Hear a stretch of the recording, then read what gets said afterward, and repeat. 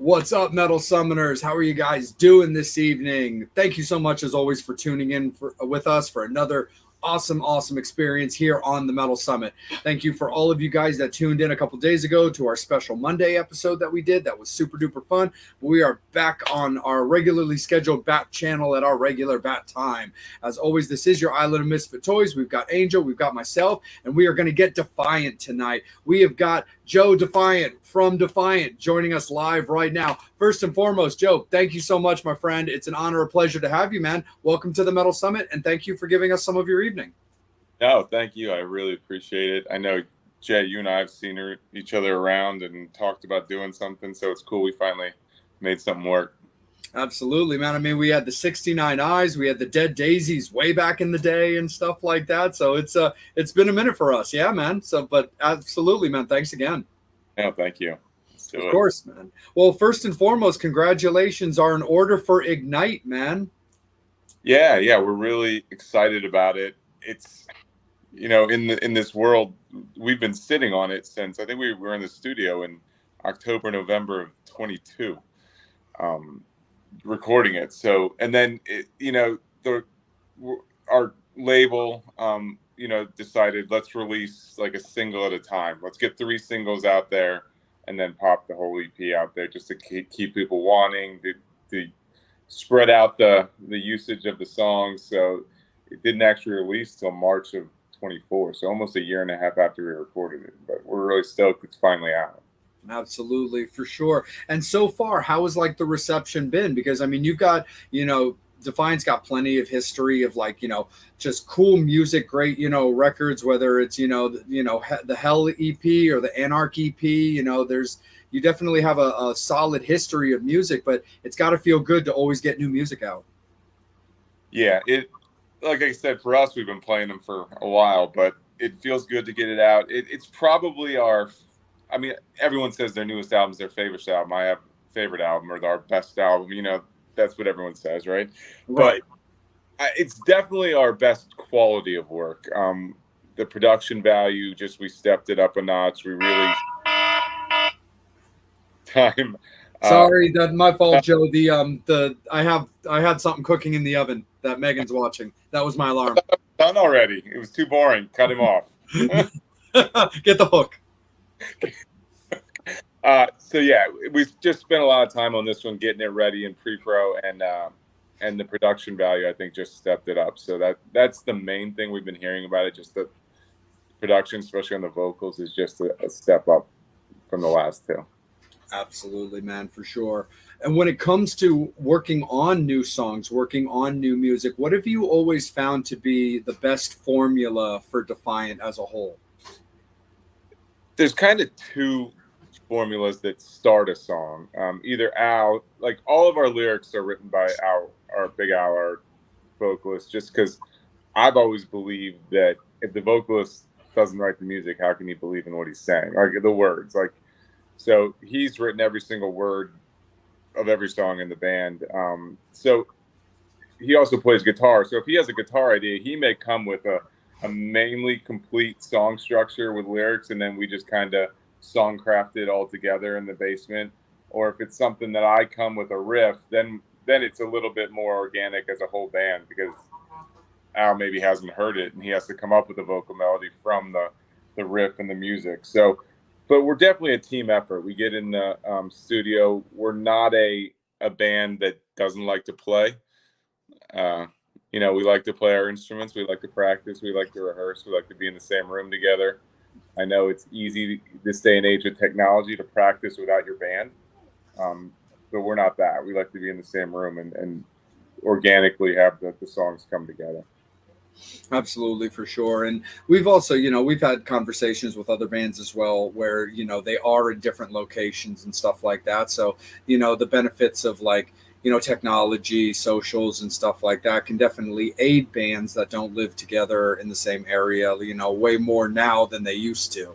But, it's also really cool, though, to hear like a band like yourselves in Defiant that are like, what, we like each other and we like working together and, communicating over FaceTime or emails or whatever, or sending files, may work to a certain degree if you need to zip something over, like, hey, this kind of hit me last night and I recorded it, Joe, let me send it over to you and see what you think. But the fact that you guys, have an organic chemistry from wanting to be together live, like, in studios and stuff like that, is always incredibly refreshing to hear for bands. Yeah, we started 6 years ago now, and I don't know if any of us imagined it would, not that it's any great level, but be the level even it is now. We just thought we were going to get together and jam and have a good time and drink some beers and, play some rock and roll. And it, some songs that we thought were pretty good started rolling out of us, and it just kind of grew from there. So it started more as, guys in a room just hanging out, and it became something more. So absolutely, for sure. Would you, with the namesake of the band coming out of your name, did that just kind of, was the band formation kind of your idea, would you say, just in general, or did it just kind of work as a band name as well that's just got some strength to it? What's the significance of the Defiant name as the name on the poster, let's say? I think I've only told the story once before in an interview, but the band name Defiant came first. Let's just break the ice here. And Joe Defiant is not my real name; it's a stage name. And the way it all came about. First of all, I was the one that kind of started reaching out to people, trying to put something together. And we wanted a name that was kind of punchy, like one word, to the point, but also kind of portray how we were feeling. And it was definitely a time, and I'm not going to get into which side of anything, but it was a politically tumultuous time in our country. Sure. We're not the biggest fans of the government on either side, if I'm being honest. So we just wanted a simple, punchy, one-word name that kind of portrayed how we were feeling. Sure. So the Joe Defiant part is funny because in this day and age, I had no social media as a person, as an individual at all. And you have to have social media for a band. And so I find out on Facebook, to have a page, you have to have an individual behind it. Well, I didn't want my name out there. I didn't want to have social media. So I just made it up Joe Defiant, figuring it would be never used again, right? And then it kind of grew from there. People kept calling me Joe, and it was never meant to be. Gotcha. No, that's cool. I've got one other friend besides yourself that has like only a similar story for the sake of his namesake, and that was just because he was known from this former band name like that, and it just turned into people simply calling him by his first name and his old band name as his last name. And he was just kind of like, well, I guess that if this is just what people are going to be calling me, I guess I'm just going to roll with it. So he's just got sort of a slight similarity though too. But at the same time, I definitely understand what you mean when it comes to like socials. Like, yeah, I've got like all the socials and stuff like that, but it's for the purposes that they kind of need to be there. Angel's got one, I've got one. We have, like, we have a page for the Metal Summit. We've got an Instagram for the Metal Summit. We've got like, a TikTok and a Twitter. It's like, look, I'm very strict when it comes to my Facebook. It's like music, movies, kittens, and otters. Like, that is literally what you're gonna see on my Facebook, because I can't. I'm with you on the whole like politics thing. It's not me. It's not a world I want to get into. It's not a world I want to be a part of. I pay attention, but only as much as I need to. And so I keep happy things on my Facebook. That's how I like it. If I'm going to have it at all, I'm going to keep it at least as negative free as possible.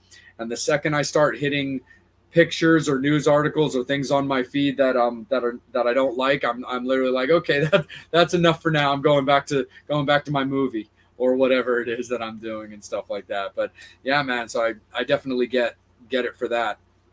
Yeah, you have to have it though, especially trying to create a brand, whether it's a band, a podcast, even just a personality.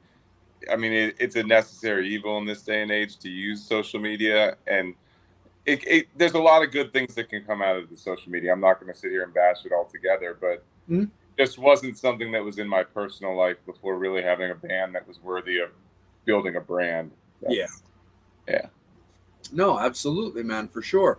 And before I kick it over to Angel, when to bring it back to Ignite, so far, how have you found the reception to the new material and the EP to be? Everybody really digs it. The first single, Ignite the Sky, that came out did pretty well actually on the secondary FM charts. Probably it was our highest charting single. So that kind of kicked it off. And then, yeah, but people really enjoyed it. And there's songs on here that we haven't released as singles yet that people are really enjoying. And that makes me happy because I know they're listening to the whole thing. You know what I mean? They're not, yeah, Nice. they're not just listening to the singles because, you know, I'm sure you guys are like that. I grew up, I wanted the whole album. Yep. Yep. You wanted to hold it. You wanted to read the liner notes, look at the pictures, you know, everything. So I still am a large format person. It's just a day and age where singles seem to be what most companies are telling you to do one at a time. But Yeah, for sure. I mean, Angel and I talk about that not on like every day. We talk about it like off pretty much every show, but also talk about it on our own time as well about how pro merch we are, how pro physical copy, we are of stuff like that. I was at a wrestling event with Megan the other day, and we were having a great time seeing some friends. And one of the tag teams that I'm a fan of was there, and they had merch. So I was like, let's go shopping because it was this team called the Misused. And I was like, you know what? I haven't seen these guys in a little while, and they got a table with T-shirts and stuff. I was like, I'm gonna go shopping, because we're all about that and stuff. But that has been a something that we've talked about regularly between myself and Angel, as well as the various talent on the show. Is that it's kind of interesting how different artists see it. Where singles are definitely a value, but we've had artists that are just kind of like, you know what, honestly, I'm singles oriented, I'm singles driven. I just like consistently getting new music out there to keep me or the band in the forefront, as opposed to like teaser type stuff to then lead to an overall bigger product. And we love our bigger products, and we're stoked that you do as well, especially because we're all in that age ranger area of like, again, the gate folds or the CDs, again, with pictures, liner notes, all that cool stuff. But I definitely think, of course, like you said, there's value in getting the singles out there to let people know that something bigger's coming. Yeah, sometimes I see bands, especially, whatever, local, regional, up and coming bands. Sometimes I get the impression they release a single and then they release another single like 4 weeks later. And they're not letting things breathe as much as things are becoming too disposable. And I guess that's what everyone wants, quick fixes in this society. But back in the day, people would work singles and albums for long periods of time and really working them and not give up on them and move to the next one so fast. But I guess there's some value to that, like you said, getting constant stuff out there to people, new stuff to keep them interested. But I still see a value in working a single and not just throwing it out there and putting another one out there, because then people, I think I can, as a consumer, can be confused. Like, what do you want me to listen to? Which one do you want me to push? Which one do you want me to, for sure, focus on? So that's part of my opinion on that, but I can also be an old man, get off my lawn comment. I don't know. No, I mean, it's all good either way, because to be honest, that was the thing. While I understand the value and importance in like a YouTube and stuff like that nowadays, we're literally talking on YouTube right now as well. And it's one of those things where like, I understand the value of those things, but the one thing I miss in an MTV / VH1 or an old Fuse back in the day was like the buildup of like videos and single like releases like that, like I remember, I mean, this is obviously going way back. I'm just using it as the example because it was such an event. But I remember like the build up to Thriller, where it was like teasers for a while on MTV, like this date, this the Michael Jackson Thriller song, or however it was. I don't remember exactly how they called it, but like the whole build up to like, tune in, at 8 o'clock or whatever it was on this day. And that's just the extreme, like big case. But I still remember when they were still casually announcing like, hey, we've got this band's new video will be coming out, on this day or in this week or whatever. And I always thought that was really cool. So that was always something I kind of missed from back in the day, because again, just like you said, it is that, letting music breathe and stuff like that, where, I can start getting like into things. Thanks, babe. Where I can appreciate when it was like building up the excitement over new music or a new single. And then all of a sudden, just like you said, it's like, wait, there's another one. I'm not done with the first one. Right. So I definitely get you on that for sure. But Angel, let's kick it over to you, my guy. How you doing this evening? I'm doing awesome. You hear me pretty well, right? Totally. Yeah. Sound good, brother. Issues, but I mean, it all depends on what works for the artist. But I mean, I always get it. Like Peter Gabriel releases a new single every full moon, which is pretty creative. Every full moon he'll put out like a new single, but I'm used to the albums. I'm used to. I just started getting used to it, which is also good.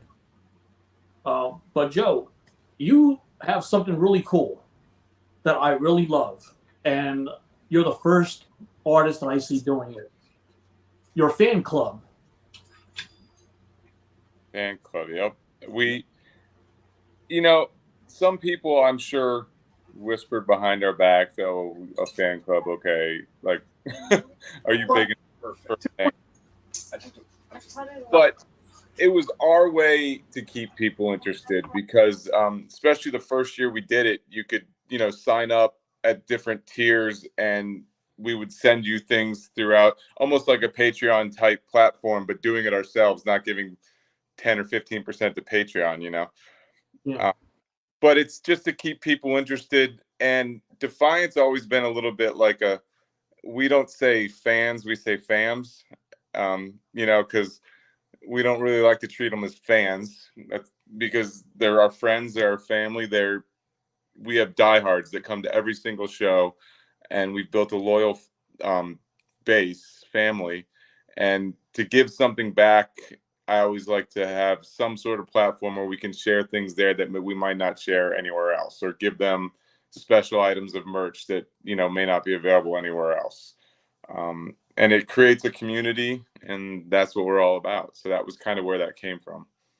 Because you have 5 circles, and all this is just, I mean, kudos to you for wanting to do something new. Not everybody, because everybody kind of follows what everybody does, but you kind of went out and kind of did the fan club with Circle 1, 2, 3, 4, and 5. And I just think that's awesome, because I don't see anybody else doing it but you. So it's cool that you're doing something that nobody else is. And if it's successful, I guarantee you somebody's gonna copy that. I wasn't smart enough to come up with 2 more circles to get the 7 layers of Dante's Inferno. I tried, but I ran out of ideas. But how did you hook up? You kind of have the feature where, if you're like me, you don't have $25 on you, but you can do it in 4 monthly installments.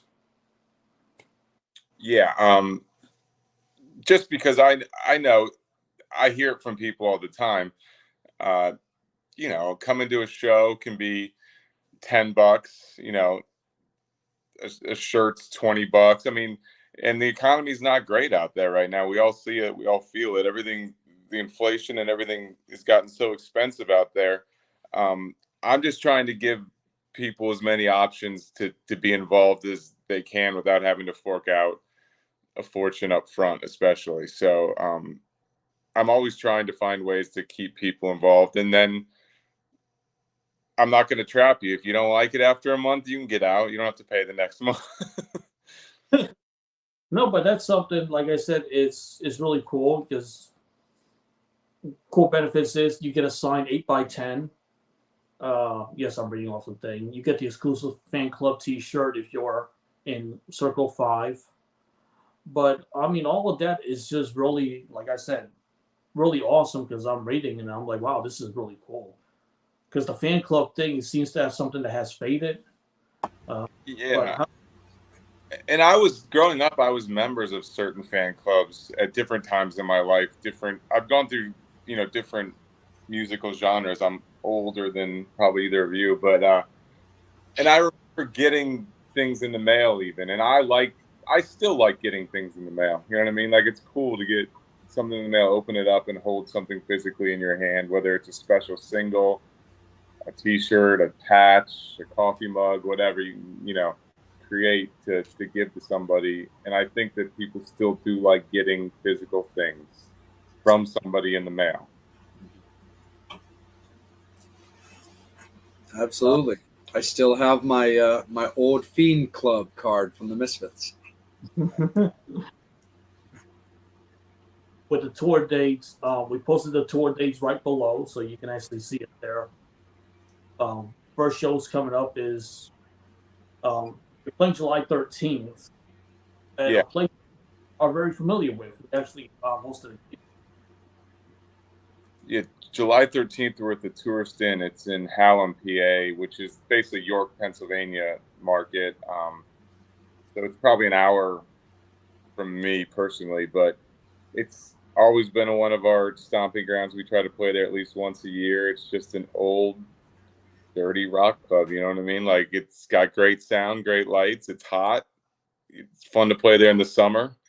And so we're looking forward to getting back there. And then we spent a lot of the summer just kind of moving around the Midwest a little bit, trying to get out of Pennsylvania more and more as we can. that's actually just You're cutting a little bit, buddy. oh, you're actually playing in September out in Michigan. Yeah, it's in September. Oh, geez, now you're confusing me. September 1st. I don't even know if you have the full list because things have been announced, whatever. But September 1st, we're playing the Easy Riders Bike Festival in Ohio with Taproot. And then September 7th, we're playing a festival in Michigan with Josie Scott from Saliva. Another alumni. Yeah. Totally. We just played with him at Daytona Bike Week, too, in February, March, down in Daytona. And he's a cool guy. He still brings it.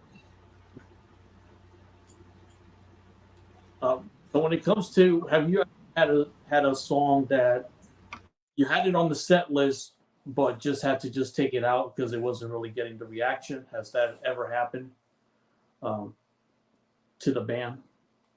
Yeah, there's been a couple that anything that our fans like to move. So if we slow it down too much, you start to see people, oh, it's time to go take a piss, time to grab a drink. So there's been a couple that we don't play as much as we used to play coming up. But some of that's also just because as you write and record new material, you're more excited about the fresh stuff and playing the new stuff, and you start to cycle the older stuff out a little bit.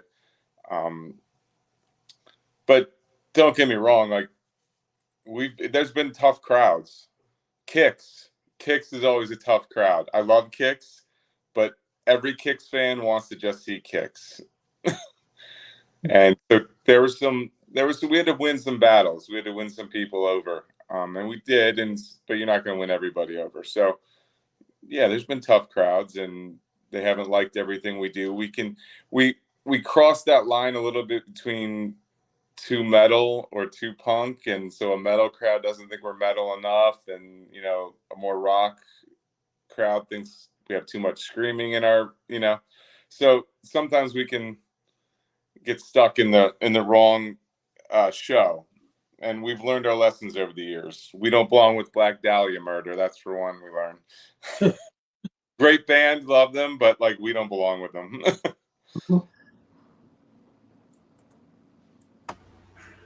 bring people right back up to you. No, absolutely, for sure.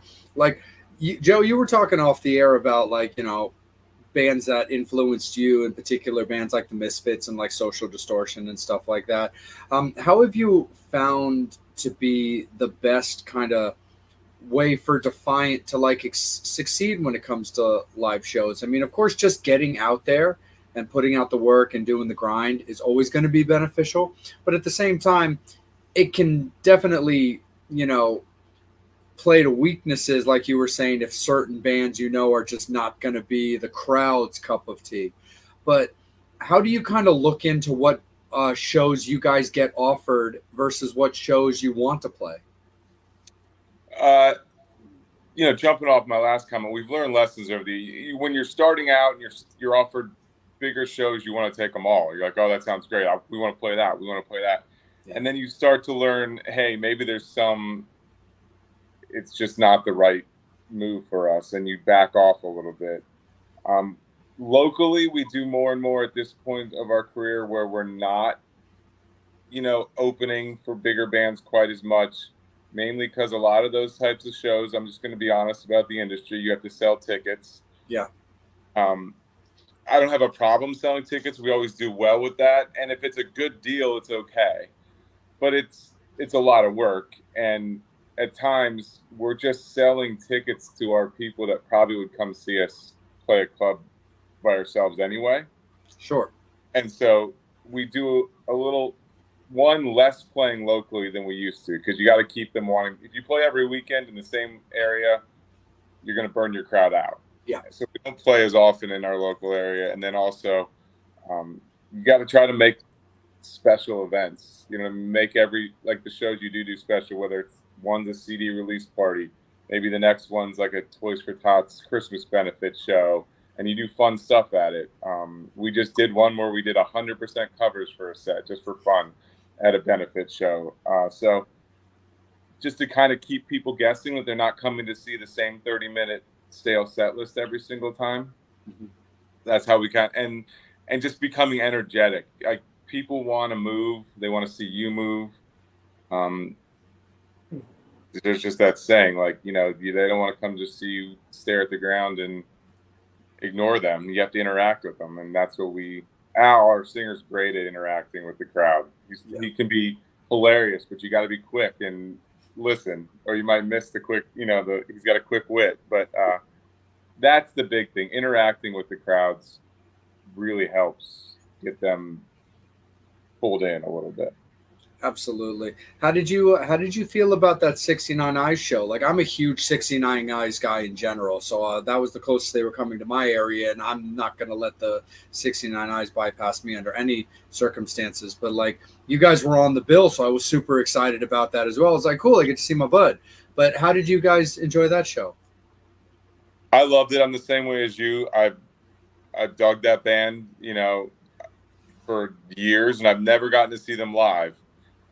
The last time they came to our area, I was out of town or something like that. I was on vacation or somewhere out of town, but I remember I missed them because some of our good buddies, the Suicide Puppets, opened up for them on that one.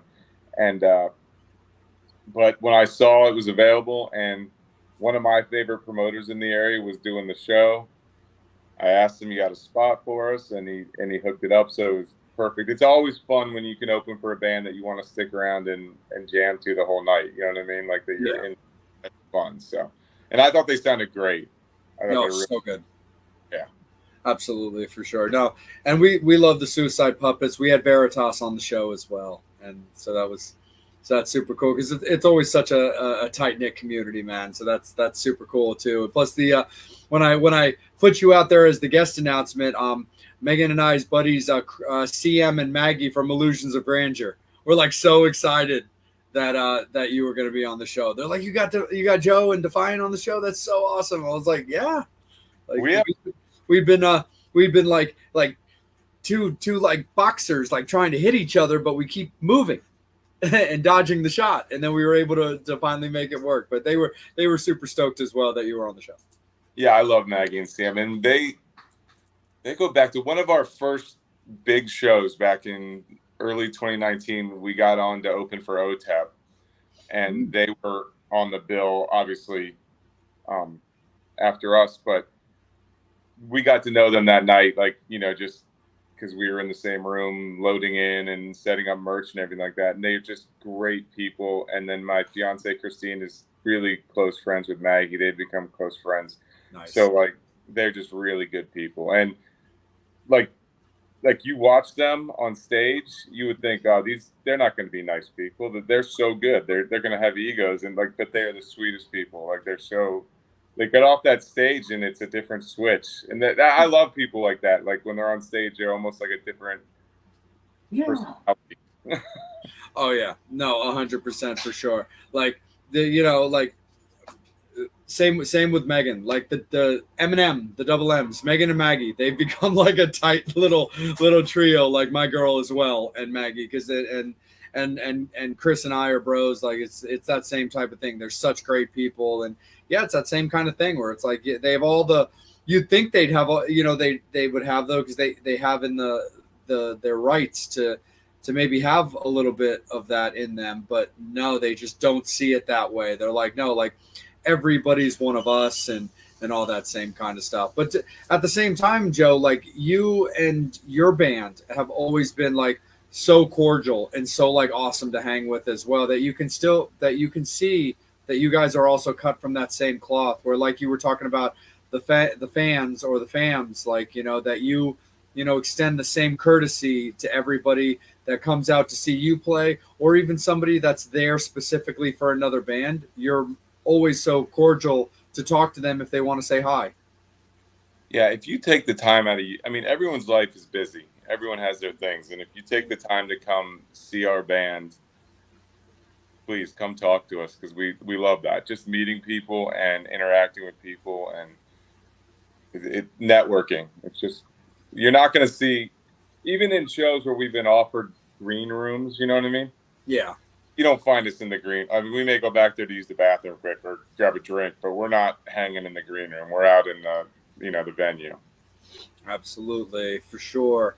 Talk a little bit about your guitar like influences and stuff like that. Like, what led you to guitar? Who were some of the players that influenced you, if any? Like, let's talk a little bit about you specifically and how you got into music.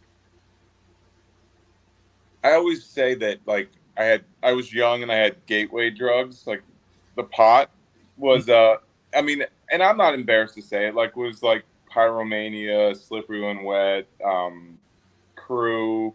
Yeah. Like, I cut on that glam 80s. I hate the term hair metal because, I'm sorry, one of my favorite albums of all time is the first Pussycat album, and if you don't look at the videos and the pictures and you listen to that record, that's a rock and roll record. That's it's so good.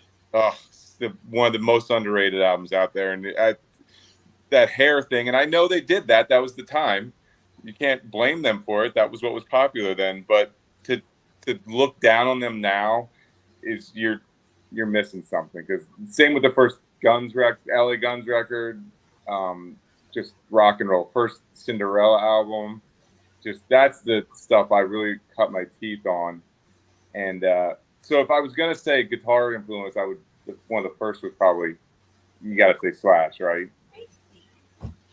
The hair, the bare chest, the low slung gold top, you know what I mean? Like that's the image that sticks in my head when I think, why did I want to play guitar or rock and roll or anything like that? Was probably Slash. And then as that went on, I picked up on the more punk influence. And Mike Ness is a huge. I mean, I know he's the lead singer, but he has a huge guitar influence on me as well. Like the way he plays guitar, the way he approaches it. It's not super virtuoso type stuff. It's just good old fashioned, blues scale. Yeah. Rock and roll, and I love that. So those are two I would, even though they're different worlds in a way, are two of my biggest guitar influences, I would say. Oh no, that's awesome. But even like you said, with Mike being a singer, like he's also got he has a stage presence behind him. I mean, with Slash not being the lead singer and like being, able to kind of own his area of the stage, he has a little bit more room to really slash out when it comes to like how he wants to be as a presentation, versus with Mike. You know, yeah, he's got his moments in front of the microphone and a lot of moments in front of the microphone, of course, to be able to sing and do his vocals, but he still moves around, you know, slings around his guitar, moves his hips, you know, to really give that same kind of like, you know, performance, you know, as a guitar player, to kind of make people want to watch and want to play. Yeah, he's a quiet badass. He really is. Yeah. I mean, not, you know, he's not quiet. They're loud, but I'm saying like he doesn't go out of his way to be a badass. He just is one. Yeah, absolutely, man, 100% for sure. Just out of curiosity, what would you say is your favorite your favorite Social Distortion song, if you could pinpoint one, and that might be difficult? It's probably Bad Luck, or I would say Bad Luck, but I also love Mommy's Little Monster off the first album. Nice. Probably the top two. Oh, that's cool, man. I'm a Don't Drag Me Down guy. That's my first. I love the message behind Don't. It's a song, and the whole anti-racist, you know, stance he's coming from in that is, yeah, that's always they didn't play that the last time, but yeah, that's a great one too. Oh yeah, definitely, and all that stuff is definitely awesome when it comes to that, for sure. Angel, let's kick it over to you a little bit, my friend. And how is everything coming from your angle, and how are the fans looking? Awesome. Nice. Your record label, Curtain Call, man, they're always promoting. I mean, I'm always seeing them constantly. A&R person is always working on setting up the interviews. He hits us up sometimes, and I always make sure to respond right away because, man, that guy's a freaking workhorse. Is that Brian? Yep. Yeah. Brian? Brian. Yeah, Brian Moore. He's a good dude. I see him on Facebook all the time too, and on socials. Yeah, Curtain Call. We hooked up with them during COVID. Actually, it was during 2020. And we wanted somebody to partner with us who believed in us to kind of push us to that next level. And I think we all know in this day and age, you know, record companies aren't what they were in the 70s and the 80s and even into the early 90s. They're really promotional teams now, and they get your music heard in lots of different formats. You know, everyone thinks they just want to be on Sirius XM, and that's great, but let's be real, that costs a lot of money to get on Sirius XM. At our level, if you're not already an established, you know, legacy act. So, but there's a lot of great underground online podcasts, radio stations, and they spend their days reaching out to all of them and getting your music heard. Like, we're getting tagged all the time, and you know, some people would say, oh, they only probably have 200 listeners. Well, if you have 100 of those, you know, different shows that have, you know, 100 to 200 listeners, you're still getting heard by a lot of people out there.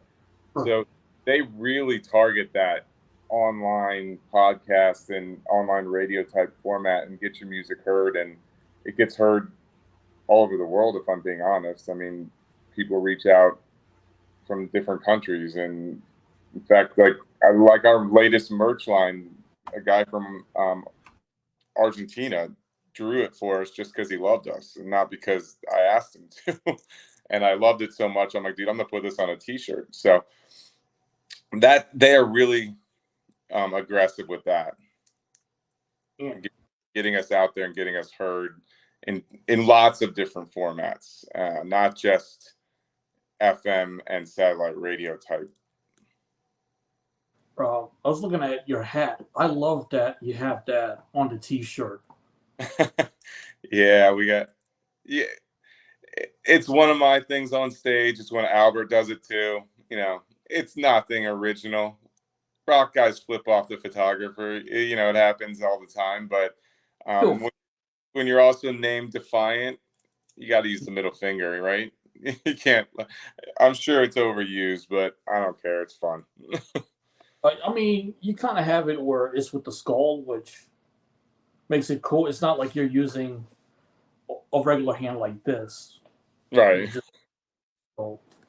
That started with our second EP, The Rent and Hell is Free. All the artwork was like zombie skeleton versions of us. So we kind of that's kind of what started down that road.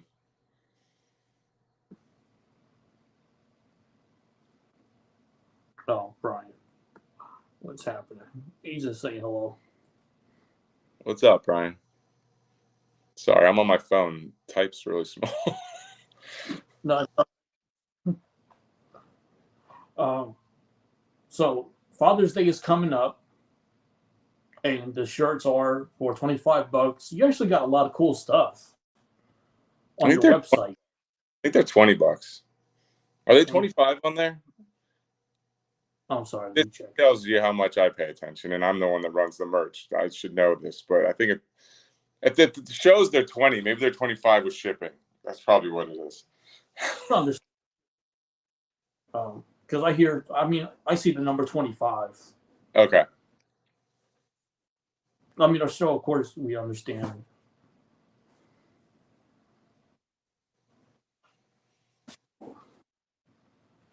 Dang, merch. Yeah, we gotta sell merch. Father's Day's coming. Absolutely, for sure. Nothing says father like Defiant. Yes. Yeah, it's 20. Yeah.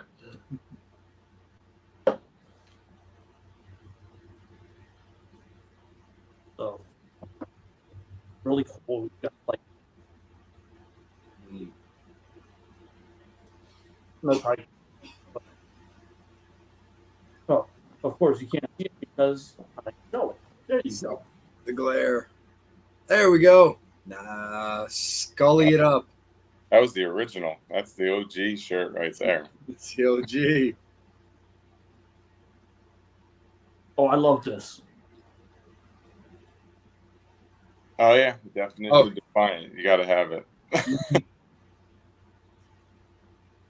And it's $25, but you can use Afterpay and pay $6.25 interest free. Hey, Gene charged $60. Come on. If you act now, we'll blow you a kiss. That's right. There you go.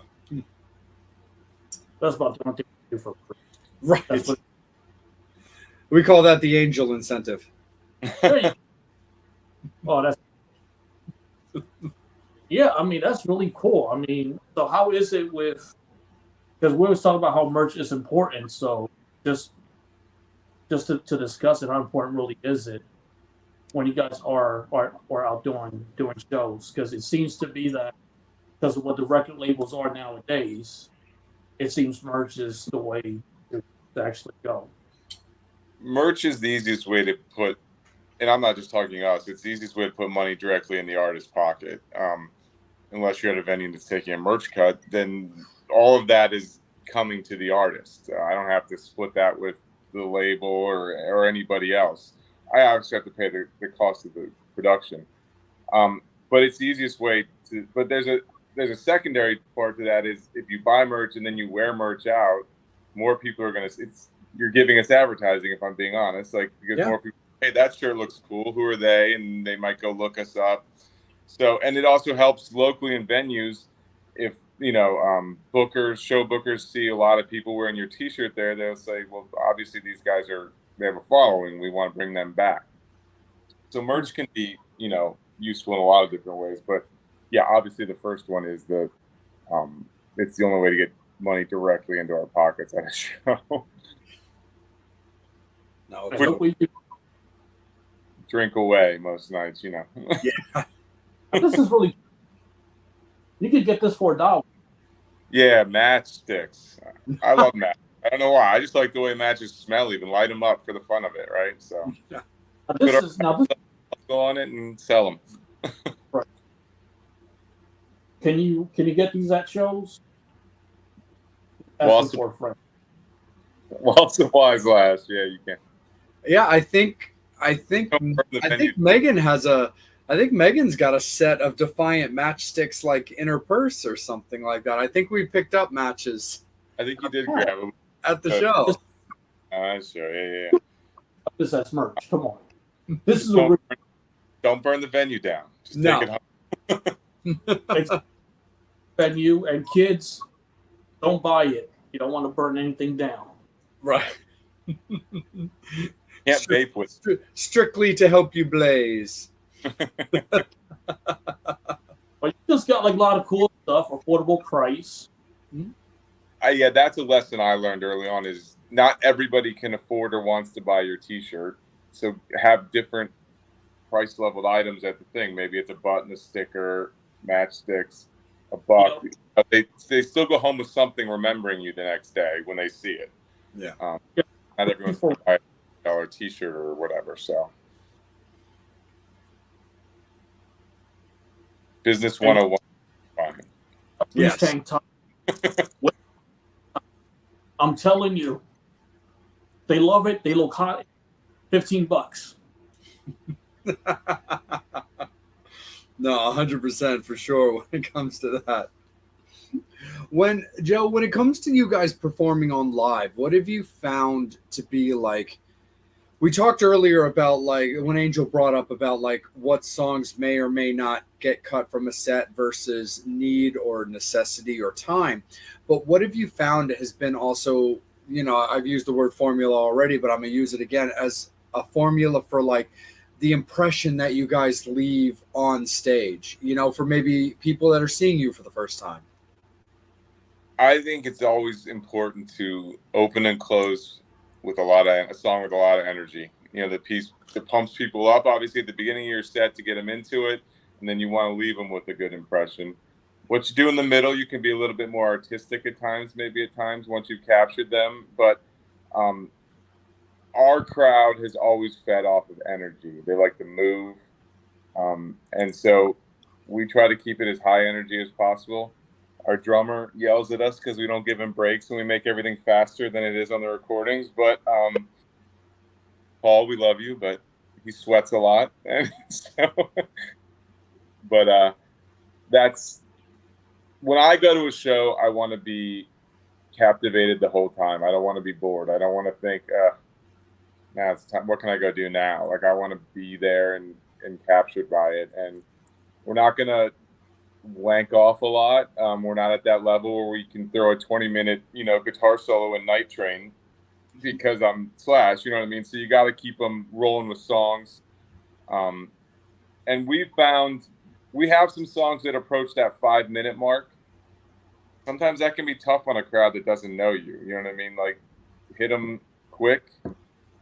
Don't bore us, get to the chorus and let's get out. So type thing. No, for sure. Going back real quick, Joe, to like M3, were you guys there just for a portion of Sunday, or were you able to see Faster Pussycat on Saturday? On Sunday as well. Sunday, and this is the dichotomy of my musical taste. I knew I was going to miss Faster, which sucks. But I see Faster a lot, if I'm being honest. Any chance I get, I go see them. I'm if I'm going to drop names, I text Ace Von Johnson every now and then. So I've gone back with Faster for a while, and I know you probably do. And and even with Sam now, he's amazing as well. They haven't lost a beat. So I see them any chance I get, but I wanted to see Pretty Boy Floyd, but then I had to get on the road because I had Social Distortion Bad Religion tickets. So I started with hair metal and I ended with classic punk at the end of the night, and it was a great day. So no, for sure. No, that's what I thought. I wasn't sure. Were you because Faster was on Sunday, that's right. Were you there on Saturday at all? Were you there for Saturday? I was there Saturday, yeah. Oh, sick. But if you remember, Saturday was like raining. I'm in the cheap seats. I'm not buying the stuff down low. I'm out in the grass. I'm getting soaked with a poncho on, drinking Jack Daniels, and yeah. It was an interesting day. It was a little bit miserable, I'm not gonna lie, on Saturday. No, it totally was, for sure. I mean, we were ducking and weaving around the rain and stuff in between Angel and I's interviews and stuff like that, because it was definitely that same kind of way. The the M3 people were courteous enough to give me and Megan like pavilion tickets for the stuff that we were doing when it came to the interviews and stuff. So we were fortunate that we had a little bit of a roof over our head when we had to duck. But I'm definitely with you when it comes to most of those shows. Like other places I've been to, like in Camden, New Jersey and stuff like that. Like, hey, when I'm going for certain shows, I don't need or am not going to go like down to like the super expensive places. Like give me the grass and I'll prep if I need to and stuff like that. But no, definitely with you on like Saturday. And no, and it's all good with the names, dude. I'm with you on that. Like Ace is a homie. We love Ace, you know, so it's all good with that. But yeah, I'm definitely the same way with like, because with it, I'll always go and see LA Guns whenever I can. But of course, for the exact same reason, I never miss an LA Guns show, you know. So like when they were touring with KK's Priest and came through Baltimore, I was all over that show. I was at that show. The one the one at Rams Head in Baltimore? Yeah. But I had to leave right after LA Guns. Oh, gotcha. Super early the next morning, and I had to get back to the Harrisburg area. But so I was in, talked to Ace quick at the merch booth, watched what was it, Burning Witches or something like that, LA Guns, and then I had to head. I was bummed I didn't get to see KK's, but I was mainly there for LA Guns. I'm not gonna lie. So no, totally, man. It's all good, and you know, I'm always, you know, it's the same way. Like I'll bounce text messages off each other, you know, just make sure the family's doing good, happy birthdays, Merry Christmases, all that kind of fun stuff. But also, I'm a big, and I know he's really not doing anything with them right now, and he's cool with it. Like he gets casually, you know, annoyed when they play out without him and stuff, considering he did so much contributions to him. But I'm a big Neon Coven fan. I just love that project so much, and he's a big fan of that project. He's like, dude, I love the music that I did with them. But it gave me the opportunity to finally get his John Hancock on my Neon Coven vinyl. I think I have that on vinyl. I have it on cassette. That album's great. It's so good. So like, you know, different, but so good. Yeah. I mean, any type of that, like, you know, gothy vibe. I'm just into all that stuff. Anything that, you know, definitely can reflect anything in the ballpark of like, you know, Sister of Mercy, Depeche Mode kind of stuff. You know, I'm always gonna give it a listen and often like come running when it comes to that kind of stuff for sure. Yeah. But to take us off music for a couple of minutes, because I can't help myself and because I know you're into this stuff, let's go into the area of horror just because I want to. I know you're a big horror guy, Joe. We've talked about it before. You know, what kind of got you into genre, and what are some of your favorite like horror things? If I had to, again, I'm probably gonna go to the 80s. I grew up on the slasher movies, you know, Michael, totally. Freddy, Jason. I mean, the 78 Halloween to me is perfect, like absolutely perfect, and partly because it's just terrifying and it doesn't have to be gory and bloody. It's just the shape, you know, is terrifying. And I love that. And I do like all genres of horror movie. I don't like any of the clowns, so don't put Terrifier on in my presence because I will run. But Christine made me watch Terrifier 1. I was like, dear God, this movie's awful. But I like to be, I hate to say it, I like jump scares. I like to be scared. So that, but then there's been some really smart ones recently. The Quiet Place, which, you know, maybe doesn't always totally fall into the horror genre, was a really well done movie. But, and then I'll always, like just the other day, I was vegging the day after a show and I put on The Bride of Frankenstein. I still like the old school stuff too. So like anything I grew up on, I still like to watch. And we have the Shudder channel, so I'll give all those B, C, D level movies of horror. I'll give a shout out. We just did a contribution. They're making Horror Punks USA. We were at a show together down there. Yeah. At one of their shows in Delaware. That Ronan guy, he's making Amityville Barbie. He's making his own little, and we're gonna have our T-shirt somewhere in the movie. I guess we gave a contribution as Indiegogo. So you did the T-shirt. That's awesome. Yeah, so someone in the movie will, I hope they get totally destroyed or they rip it off, I whatever. am playing with the idea of having a Metal Summit T-shirt actually in that movie. I am juggling that thought. Yeah, it was, you know, with my time in the guys in Seglock in that horror punks community, they a lot of those people have been super supportive and come over to Defiant, even though we aren't what you would define as horror punk. Right. They've been super supportive of me, and the band because maybe they found me through Seglock, but that it's a great community. They're really tight knit, and so if anything I can do to support them in that community, I'll always do. So that was fun, but yeah, the 70s and 80s horror movies is what I grew up on. I like newer horror movies. We just saw the remake of The Strangers, which wasn't as good as the first one, Mm-hmm. but those are probably my favorite. I mean, the first Halloween, the first Nightmare, Dream Warriors, first Friday the 13th are probably up in my top five, probably. Nice. No, for sure. I'm definitely with you on that when it comes to the 80s like slasher stuff. Like I've always been a Jason guy, and I mean I love all that stuff like in general. I mean I everybody knows like I ride or die with my vampires. Like I'm very big into all kind of vampire, Dracula, just anything in that genre. I'm gonna want to check it out, get on my soapbox about whether or not I like it or don't for whatever various reasons.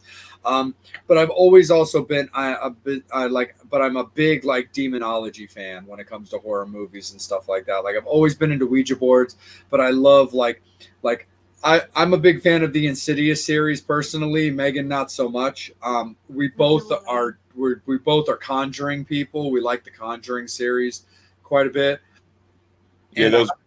and I haven't had a chance to watch it yet. But I mean, of course, the first Exorcist is awesome, and I have the most recent Exorcist. I think it's called Believer, I believe, and I haven't had a chance to like actually sit down and watch it yet because I liked what I saw from the trailers. I thought I was pretty hype about seeing it, and then in typical horror fashion, I've heard a mixture of like the good and the bad, where it's like people are like, yes, this is like the new way, and then other people are like, oh, that sucked, and I'm like, yeah, but I can't take the peanut gallery serious when it comes to horror because it's so subjective. Like I haven't watched trailers or read reviews for horror movies, especially in God knows how long, because like nobody ever gets it right. I just can't do it.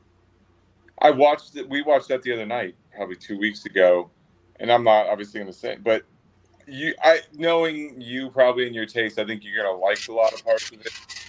Okay, Mhm. the one I haven't seen is the new Omen. I think I Oh, saw it now on somewhere you can watch streaming now. I think I would like to see that because that first Omen scared the crap out of me as a kid. yeah, I would definitely like to see that for sure. Like I'm interested in the new Omen. I mean, I love the Omen franchise in general. I just think it's awesome. So I definitely want to see that. It's not horror, but I'm a big Mad Max nerd, and I really want to see this new Furiosa movie. I'm definitely really curious about seeing that one. I am pro clowns. So I am all about the upcoming Terrifier movie, Joe. I am down for the cause. I'm I'm sure I'm going to have to see it. Don't get me wrong. right. So I'm definitely in it when it comes to that. It's not horror, but it's gothic, culty, and something that people are obviously taking very personally. What's your opinions right now on the upcoming Crow? I'm anti the new Crow. I'm not. And only from the standpoint of I thought Brandon Lee was perfect as the Yeah, Crow. His visual of the Crow, I'm not gonna lie, I'm struggling with the visual, like not totally. having the long black hair and the super, you know, gothy look. Yeah, I know they're doing some things, and some of the tattoos are terrible if you look at them on him. They're But awful. yeah, like so, I probably will not see it. I thought the first Crow, from soundtrack to the the shooting of like the lighting, the shooting, the acting, I thought everything was perfect about the first one. So why do it? Yeah. But Megan and I went and saw The Cure recently, and they did burn. and it was like so good. Here's the thing. Here's my mini version of it, because there's plenty of other cases of me talking more in depth about it. Like, I'm down for the ride. I am. I'm committed to seeing it. I'm a Bill Skarsgård fan. I love him as a character actor. While I don't love the power mullet, I really don't. It's weird to me. But the thing is, from the neck up, I'm actually really into the look, more facially wise when it comes to his makeup and stuff like that. I mean, I can maybe deal with the hair despite the fact I don't really love it. But facially wise from the neck up, I'm down for the cause.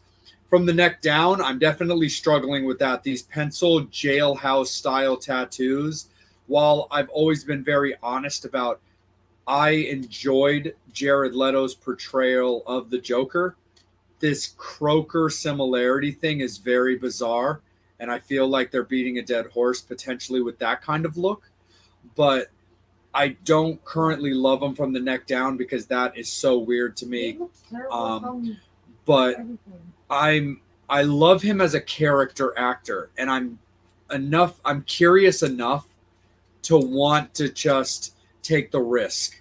The other thing that does have me curious is the fact that from what I've heard, they definitely are sticking more to the graphic novel with this one, which if anybody who's familiar with the Crow graphic novel, they really didn't stick very closely to that when the first movie, but it was so good. It was so right. And it was so perfect with everything that Brandon did that that's just one of those cases of like, people always criticize a movie that doesn't stick close enough to the book. Like, that's just one of those rare exceptions where it's like, it's just too good to not acknowledge as just being so good. So I don't know, man. It's one of those things with being a Bill Skarsgård fan with just, I'm into him as a character actor. I just really am. And yeah, and I have enough curiosity to where I think I'm just going to stand by my commitment to the ride. But I will say from the trailer, the murder scene looks way more terrifying in this one. It does. Like that kind of hit me. I was like, wow, that's rough. Yeah. That's graphic. Yeah, that's tough. So I will say visually it does look good. Like cinematography wise, like the lighting and everything, it gives you the feel of The Crow, like the dark, Scotty, undergroundy type feel. So yeah. So, and it's funny too because I don't do trailers, but my mate Ron like made me watch it, and he's like, dude, yeah, and he's like, dude, you're gonna fucking hate this, and I'm like, and I'm watching it, and I'm kind of like, I've got problems with it, but I didn't hate it as much as you thought I would. I'm into the adventure. Sorry, babe, she is not having it like this Crow. I will tell you though, for this last segment that we've been doing, she's on Team Joe from you not being down for the Crow and loving Halloween 78. Megan's definitely on Team Joe, but and she is not a clowns person. No, she tolerates Terrifier because of how much I'm into it, but she is not a Crow. She's not a clown person either. But I mean, I'll just leave it at that. Like, I'm curious. They're gonna get my $12.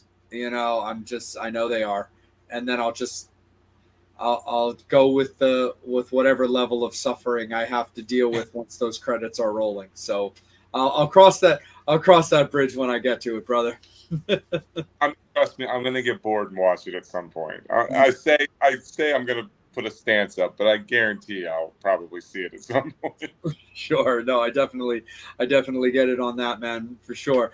Absolutely. Metal Summoners, we appreciate you guys. You guys are awesome as always. We see the comments on the side and we appreciate everybody getting involved. For anybody that's new to the show that's watching, don't be afraid to put out any questions or comments to Joe, any curiosities you have about Defiant or anything like that. Don't be shy. Ask him anything that you guys want. This is his episode, and he's happy to answer anything.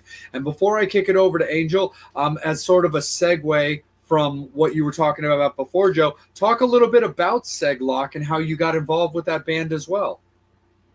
Seglock came out of like we're kind of coming out of COVID, still in COVID. I had just separated from a long relationship and kind of moved into my own place and was kind of in a stage where I didn't have a lot to fill my free time. Defiant was active, but we were in a writing stage. There weren't as many shows to be had. Our singer Al, his wife was pregnant, and they were about to have their first baby, so I knew there was going to be a little bit of time off when the baby was born. And I had met Cohen and the guys from Seglock. They had come to a Defiant show at one point, and then I bought their EP. And it's fun. I love horror punk. It's a lot of fun. And at one point, he posted on Facebook, he needed a guitarist. He was playing guitar as the only guitarist, and he had broke his hand or wrist or something. And so he had shows lined up, and it was originally supposed to be just these 3 or 4 shows. I was going to just learn the songs, play it while his wrist was healing, and then that was it. And 2 years later, I was still in the band, and then it got to a point where Defiant was just becoming too active, and I felt like I was holding him back. He deserved to have a guitarist that was his, because if I'm being truthful, I wasn't really willing to write, because if I was going to write anything, it would be reserved for Defiant, and I was going to have to say no to shows for them because of stuff I already had scheduled, and I knew I was going to be doing more traveling. So I just didn't think it was fair to them to hold them back from me. So it was, we made the decision, and it was sad at the time, but we're still good friends. We play shows together, and now we can play shows together, because I was always hesitant. I don't want to do double duty on a night and play 2 sets in one night. So I wouldn't put us on the same shows and stuff like that. So now we can play shows together, and I'll jump up or he'll jump up with us. And so it's all good. Yeah, man. But it was a lot of fun. It was 2 years of a lot of fun at horror punk shows and that community. And I have a lot of good memories. Christine and I started dating through that time period, and she came to a lot of shows, and we just had a lot of fun. So it has a lot of good memories in my mind, and I love those guys, and I'll always stand by them. No, that's awesome, brother. Joe, if you don't mind me asking, the double booking thing, which a lot of people will do and stuff like that, was that a decision you made more about not wanting to oversaturate yourself on a show, where you didn't feel like you yourself didn't want to be out there, like you were trying to put yourself up on a pedestal? Or was it that you didn't want to like mishmash the two worlds and seem like you couldn't decide between the two projects, if you don't mind me asking? It was more from when I have a Defiant show, like I'm definitely more like I have to do the merch. I'm usually the one that's dealing with the promoter and the money side of the night. And so my night is very structured and businesslike, almost up until the point I get to get on stage and play. And the other side of that was, and Seglock, what I loved so much about Seglock is I didn't do anything like that. I showed up and I played guitar and I had a good time, and then I went home, like Cohen handled that side of the business. So it's more just when a Defiant show, I'm locked in, I'm focused on everything I have to do there. And it just would have been hard for me to do both in the same night from my standpoint. It wasn't about, didn't think that the bands would mix well together or crossing. No, it wasn't anything like that. It was just more when it's Defiant time, I have to be locked in and focused on the whole night. Totally. It's more mental. Yeah. I get you. Like I said, Defiant shows, I've probably put the lineup together if it's a hometown headlining show. And so, I'm trying to interact with the other bands, make sure they have everything they need, the equipment's right, if there's an equipment share. So it's just, there's a lot going on that has to be dealt with. So I get you, man, for sure. And as a fun final thing to this segment before I kick it back over to Angel, if you're able to put one together kind of on the fly, who would you say is your Mount Rushmore of horror punk? Who are your top 4? Everyone's going to expect me to say the Misfits, but I actually love Sam Hain a little bit more. Sure. I love that first Initium album and Sam Hain 3, November Coming Fire, whatever. Yeah. But so I guess I just got to put Glenn up there. Glenn takes all 4 positions. I can get you on that for sure. But I do love, I don't know, I tried to pimp it on Facebook. The new Morning Noise album is amazing. I did see you making posts on that. It's such a good album, and one of my thrills of being in Defiant is we got to play Dingbats at in Jersey, and Steve Zing was the sound man for us that night, and that was probably the craziest thing. I was like, "Are you kidding me? Like the Sam Hain drummer is our sound guy?" No, that's super duper awesome. Now, like, yeah, for me, it's like the Misfits are on mine. Yes, I'm a huge Blitzkid nerd. I really love them. And one of my other like Mount Rushmore people is, it's funny because Goolsby's playing with them now is Calabrese. I really love what Calabrese does, because that I love where they're still in that complete horror punk thing, but they still have this kind of psychobilly, thing to it with like, a Danzig, because Bobby's vocals are also very like Danzig-esque and stuff like that. So I'm definitely like a big into those. Those are like those are my main like 3 big ones right there. Is the Misfits and Blitzkid and Calabrese. I'm a big fan of there. My fourth band always like kind of like fluctuates in and out, because like it's always like very tricky, because I have bands that I love, and then I also have like solo guys that I know do like horror punk stuff or things like that. Like I love a lot of the solo stuff that like AC Slade would do, whether it would be like, the Dark Party or things like that. I love a lot of the stuff that he would do and stuff like that. So my filling my Mount Rushmore with my 4th horror punk person is always a little tricky when it comes to there. But my ride or dies that I'm definitely always listening to are bands like, Blitzkid, the Misfits, and like Calabrese and stuff like that. So I definitely love that. Do we count, is Wednesday 13 horror punk? Do we count him as horror punk? Dude, I am down for that, because Wednesday 13 for me can do no wrong. Ever. I never miss him when he comes to town. Megan and I met at a Wednesday 13 concert. So I think that's actually super cool that you guys met like through your time in Seglock, because Megan and I literally met at a Wednesday 13 concert that she almost wasn't going to go to, but was like, nah, I cannot have my man like come through Baltimore again and not go see this guy. And then she just happened to meet friends of mine in the bathroom, and they were like, "Are you here by yourself?" And she's like, "Yeah." Well, they're like, "Not anymore. You're hanging out with us now." So that's actually how we met. So, but so I am down to put Wednesday 13 on my Mount Rushmore of horror punk, absolutely, because maybe not as much now with like the stuff that he does with like Horrifier and Necrophase, and maybe not as much. But those first 3 solo albums in particular, Transylvania 90210, Fang Bang, and Skeletons. Oh, absolutely. Did I disrespect Wednesday? Yeah. How did I disrespect Wednesday? Joe, did I disrespect Wednesday? You said you're now, I don't think. now. Oh no, I'm talking about in the horror punk genre. No, I what he's doing right now is totally fine.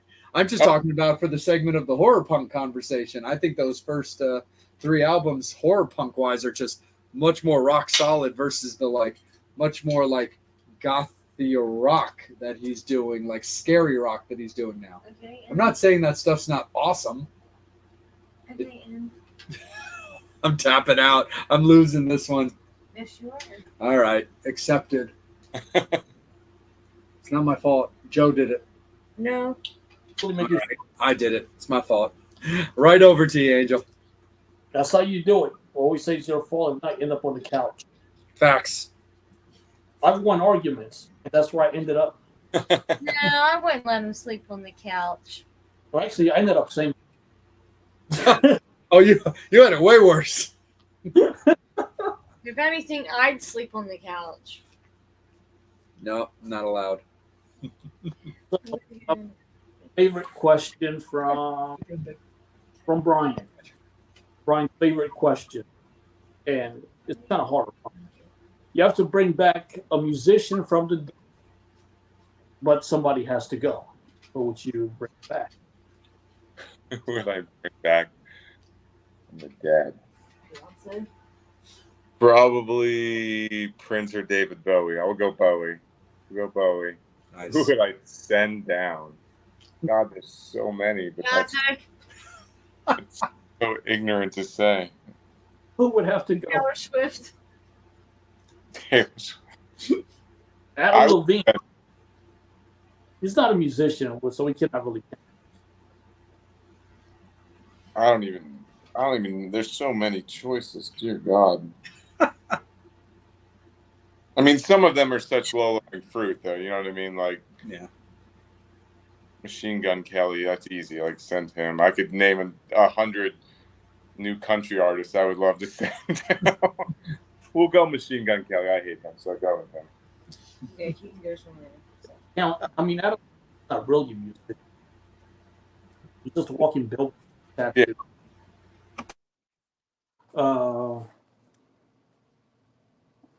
So, besides where will find you on Facebook, Twitter? Where can they find you on the socials? We're on every social. We're not as great at TikTok as other bands, but we're on there somewhere. We'll throw a video up every couple of weeks. But the easiest way is if you go to our website, defiantpa.com. It has every link to where you can find us on Spotify and Apple Music and Facebook and Instagram.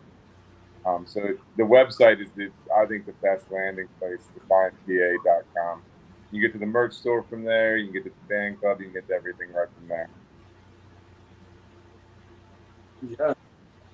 Or like that, like tourist.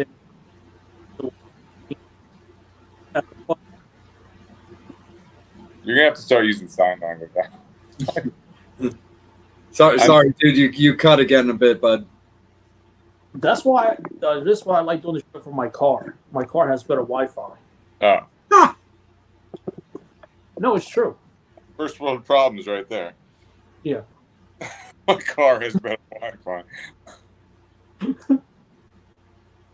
Okay, so it's all about the socials. One more question. What do you like the best about being a musician? What do I like the best about the 30 to 45 minutes on stage? That's about it. No, I like the process of crafting songs with my friends that people can grab onto and enjoy and seem to relate to.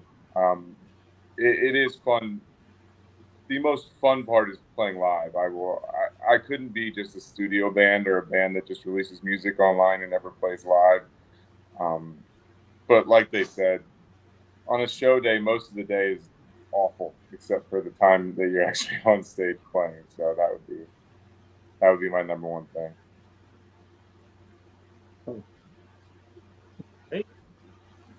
No, absolutely, for sure. So we've talked about Ignite. We've talked about current shows that you have coming up. But overall, what are you looking to accomplish when it comes to 2024? Like, how are you looking for Defiant? I know that you want to get out of Pennsylvania more when it comes to that. But do you have a current plan or kind of desire for how you want the second half of 2024 to shape?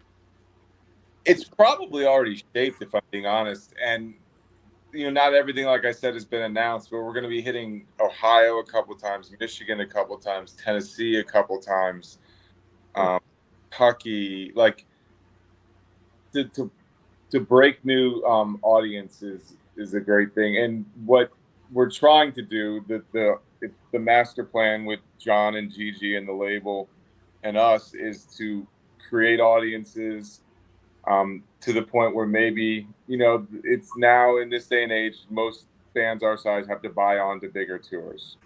It's just the way it is. You have to pay a big sum of money in order to play in front of somebody's audience. But if you can build enough of an audience in different locations where people want you on the tour instead of you're begging to be on the tour by paying it, that would be the next step. And it probably doesn't happen till 25. We're still building in 24. But to get on a tour that plays these club to theater level venues where we can get in front of 1,000 people a night for say a 2-week stretch and really start to push this, that would be the next evolution of growth for the band, is to get on a tour. We do a lot of weekend runs now. We try to limit them to weekends when we go out of town, just because when you're going out as a DIY tour, Mondays, Tuesdays, Wednesdays, even Thursdays are tough, man. That's a tough lifestyle, driving to small towns and playing bars on Monday and Tuesday nights. And so we try to limit it to Thursday through Sunday right now, because they're the best show nights, if I'm being honest. And so it's not worth the travel cost just to say you're on tour. You know what I mean? When we went on tour, I want it to really be a tour, not. In fact, we went on a weekend run and we called it "It's Not a Tour," but because but that's the next thing, is to get on something that's a 2 to 3 week run with, I'm not saying Metallica, we're saying like a sizable club to theater act would be nice, and really start to grow our audience nationally. Nice, man, for sure. When it comes to how you look at a tour versus like weekend runs, like you had mentioned, you want it to be like a real tour and you want to be more of an in-demand style as opposed to, of course, paying. When you look at things, do you find that there's a certain difference for you guys when it comes to the financial benefit of maybe paying it out to get that return? Or do you find it's better, maybe more worthwhile, and probably just more fulfilling to earn the desire to go out on that tour, even if it does take more of a 2025 as more of an end game, versus all of a sudden you get an email from the record label that's like, hey, this band has got a tour in September that's up your alley and they're interested, but this is what it would cost? I won't lie, we have a list of bands that if the record label made that call, we would probably pay the money. Social deal, like we have our list. It's like, that might be worth it. Yeah, I know the crowds we're going to play in front of. I know they're going to dig a lot of our music. They're merch buying crowds. You know what I mean? Like, you want it to be a crowd that wants to buy merch too, because that's on a buy-on. That's the only way you're going to make money, is to sell merch. But I think there's more satisfaction to somebody wanting you on that tour because you're worth being on it as a draw versus just buying it to get on it. No, absolutely, for sure, especially in that type of way. It's actually kind of funny. So I went to the last Baltimore show of the Kiss final tour, because they happened to be playing Baltimore right before those last 2 New York shows that they did. Right. And the band that was on the tour as the opening band, Amber Wild was playing, a young band that had only been around since January. And they were cool. Don't get me wrong. They were really good. The vocals were solid. The playing was good. Solid stage performance. And people were like, this is really, really cool. Here's my thing. That's also Evan Stanley's band, as in Paul Stanley's kid. Okay. So this has always kind of also been my soapbox when it comes to a lot of that stuff, is I respect the money payout for certain bands. I also appreciate the exposure of others. But as much as I love the scene and I'm a big supporter of rock and metal music and metal and all that kind of stuff, is I'm like, I do feel though that we are our own worst gatekeepers at times, where while we're very inclusive and protective of our scene, I think we could get so much better at like helping the scene and getting them out there. Where, like, for example, when Motley did their farewell tour, a while back, Alice Cooper was the opener, which, for the record, two things. One, that is the stupidest decision ever made because I would never want to come after Alice Cooper. So whoever made that decision, I just think absolutely has lost their mind. But second of all, that doesn't really speak to me. I'm like, look, if you are calling it quits, okay, that's cool. Fair enough. No harm, no foul. But who are you aiding to continue on with rock and metal music? Or if you wanted to keep it more known, I personally would have much rather paid to see something that was more about respect to what got you there. So I would have personally loved to have seen like Motley Crue with like LA Guns, Faster Pussycat, and like the Bullet Boys. Like a throwback to the Sunset Strip kind of thing. Like all the bands that kind of helped get us where they are. Maybe 30 minutes for Bullet, 45 for Faster and Guns, and then whatever, an hour and a half to bring it home, kind of a thing. But it's one of those things where, like, I can appreciate that, yes, there's benefits to being with their kid, and yes, there is technically a new band because when I saw them, the band had only been around for 8 months. But I'm like, come on, man, you're not really going to pull the wool over my eyes when it comes to that. So I definitely think there's value in those like type of tours financially. But I would like to see just better opportunities for bands like Defiant to get out there more. Look, do I understand? Well, look, if we are going to expose these bands, we need potentially a little return on the favor. But some of the ridiculous numbers I hear about a band looking to do a tour or wanting to get a chance, I feel is almost more comical and ridiculous than beneficial. Yeah, I'm not anti-buy. Don't get me wrong. Like, sure, there's benefits to it if there's the right price and it's the right opportunity. So I'm not flagging on anyone that has done a buy on, and I'm not saying we wouldn't do one potentially, but it's the way of the world. But some of the numbers I've heard, I don't know. I'll just say that, like, I heard of a former horror punk singer doing an acoustic tour, and his buy-on that he wanted for the bands to get on it were absolutely ridiculous. I don't know how you would ever even come close to even getting the exposure to think of making it back. Right. And then it just feels like a cash grab. Yeah. No, I can definitely respect that. Know exactly who you're talking about. I've actually been friends with that particular singer for many, many years. But when it comes to certain decisions like that, nah, bruh, because there wouldn't be a turn on the investment when it comes to that. It doesn't make the person any less of a friend, but there wouldn't be the turnaround that on an acoustic tour like that I think would aid a lot of bands. So I definitely understand when it comes to something like that. For doing it, I don't fault. You know what I mean? No. If you can get it, if that's the market, then do it. I struggle from my angle how you justify making that back. No, for sure, and that's how I'm looking at it. I'm not knocking the person in any way, shape, or form. It's the financial return based on that style of a tour. I've seen that cat plugged in and still brings it, and it's great. Right. Hangs with the fans, takes pictures, signs everything, gives them an experience. 100%. I've seen it forever. Acoustics. I'm rolling with the acoustics in a horror punk, situation is kind of where I'm specifically speaking. Right. Yes. Yeah. Where, probably wasn't worth the price tag, but yeah, that I don't really see, but I definitely another side effect of the downfall of record sales. I mean, bands have to find other ways to make income because they're not getting it from streaming. That's for sure. We know that. Yeah. No, So. definitely, for sure.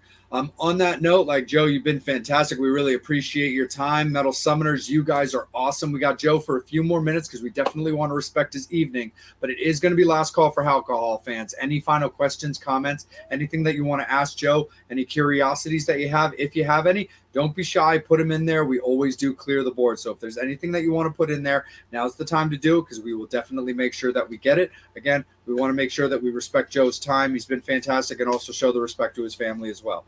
But Angel, let's kick it over to you, man, as we go around the table one more time. I thought that was last call. That's why I was. Oh, well, it's last call, but I always want to give the fans a little bit of time in case they're slow typers to make sure that anything that they want to ask or get in that they can do. Let's see. Oh, Brian, open for that musician. You're required to expose.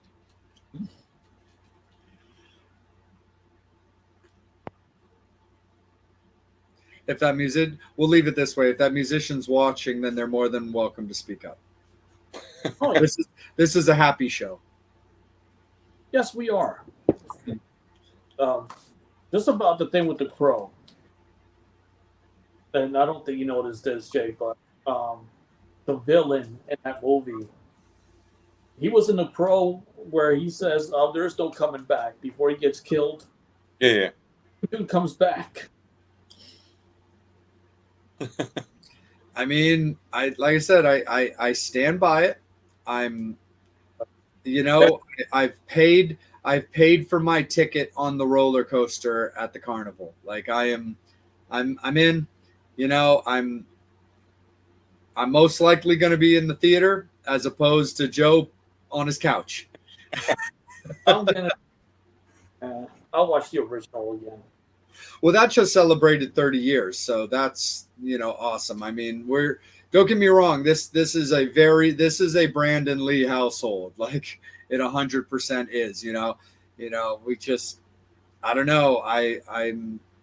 They're hitting my curiosities in enough places to make me want to go check it out. I know, babe. I'm in trouble for that way of thinking. I did not try to get through trouble. No, it's all good, my friend. Angel, anything final from yourself, my friend? So much. I had a lot of fun. No, absolutely, Joe. We really, really appreciate it, man. I mean, from bro to bro, I really appreciate you being down for the experience and being like cool with everything. But also the biggest thing again for me and Angel is that you had a good time, like that you enjoyed yourself, you felt respected on the show, you enjoyed yourself, and that you liked the questions that were asked of you, and that you just overall felt that this was worth your time. I just looked at the time. I didn't know it had been 90 minutes. That's crazy. Hey, we like that. Yeah, it was fun. Awesome, man. For sure. Well, go ahead, Angel. Say that again, bud. No, I was just saying Motley was talking that it does go by quick. Yeah, absolutely. Especially if it gets into like 80s rock talk and stuff like that. Motley's always going to have something to scream over there about his own opinion and stuff like that. The fur babies have spoken. But again, Joe, thank you so much, man.